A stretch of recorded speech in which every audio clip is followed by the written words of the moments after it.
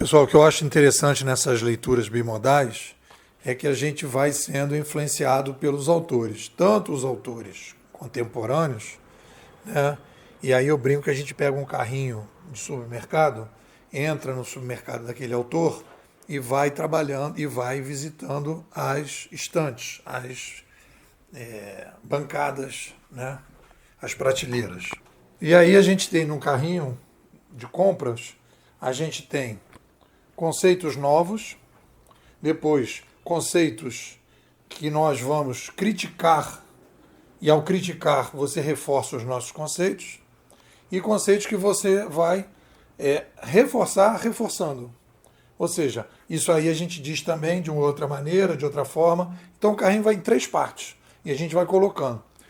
Quando eu estava lendo o Adam Smith fala de cooperação, né? Ele tem, obviamente, algumas coisas bem datadas, né, no Adam Smith, mas ele é talvez um dos primeiros caras que vai falar de cooperação e vai falar que essa cooperação é fundamental. E quando ele fala de mão invisível, tem gente que critica esse conceito de mão invisível, que dá a impressão que a mão é uma coisa consciente, quando na verdade é uma ordem espontânea, e depois o Pierre Levy vai chamar de inteligência coletiva, o Kleshar, cultura da participação, né, sabedoria das multidões, é tudo nessa direção que a gente vai vendo aí, que começa tudo com Adam Smith. Todos esses conceitos novos digitais, né, economia colaborativa, compartilhada, essas coisas, tudo vem do Adam Smith, que ele vai lá falar da cooperação, que é da cooperação e da troca entre as pessoas que você consegue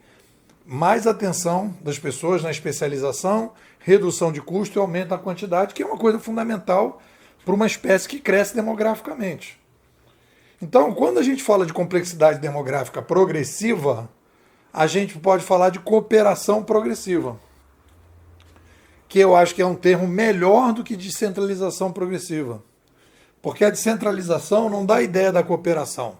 E quando eu falo de cooperação, eu automaticamente já posso falar da cooperação quebrando, e aí você vai ver isso na escola canadense, vários autores falando sobre isso, o Innes fala sobre isso, questão de tempo e lugar, o McLuhan fala sobre isso, tempo e lugar, o Pierre Levy fala de tempo e lugar, uma nova mídia quebra o tempo e lugar.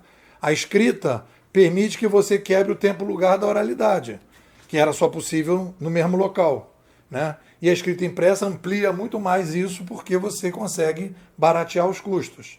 Então tem uma cooperação que passa a ser feita, né, informacional, que você quebra o tempo e lugar, em que as pessoas vão horizontalmente se conectando, né? E você tem uma reintermediação, em que você vai matar alguns intermediadores, e aí você vai ampliar a cooperação. Então, por exemplo, o Uber é o aumento da taxa de cooperação entre o passageiro e o motorista, tirando a prefeitura como principal fiscalizador da qualidade do transporte. É tipicamente isso, né? É o aumento da cooperação. Você aumenta a taxa de cooperação para lidar melhor com a complexidade demográfica. Eu acho que esse termo cooperação progressiva, acho que é mais adequado do que descentralização progressiva, né? Há uma descentralização progressiva, mas ele é mais rico. E isso aí a gente deve isso graças ao nosso querido Adam Smith no livro Riqueza das Nações. O que vocês me dizem?